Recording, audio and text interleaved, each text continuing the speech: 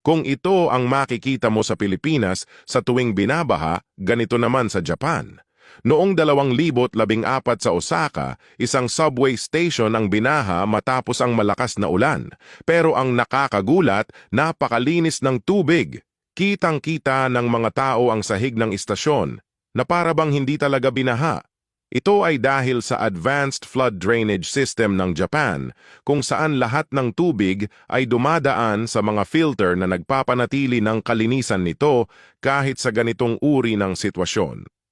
Ang ganitong klaseng baha ay hindi takaw disgrasya, kundi naging simbolo pa ng kahusayan ng infrastruktura ng Japan pagdating sa kalinisan at safety. Pero hindi lang sa mga istasyon ng tren makikita ang kalinisan ng tubig. Sa mga lungsod tulad ng Kyoto, ang mga kanal sa gilid ng daan ay napakalinis na para kang nasa probinsya at magugulat ka dahil ang mga makukulay na koi fish ay malayang lumalangoy dito. Alam mo bang normal na ito sa Japan? Ito ay dahil sa napakahigpit nilang regulasyon sa kalinisan ng tubig at waste management systems. Ang bawat patak ng tubig na napupunta sa kanal ay na-filter at sinisiguradong ligtas at malinis.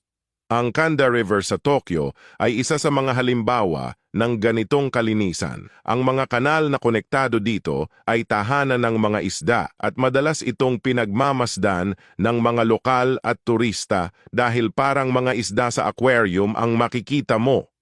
Ang mga kanal ng Japan at ang malinis na tubig sa kanilang mga istasyon ay nagpapakita ng dedikasyon ng bansa sa kalinisan at pangangalaga sa kalikasan.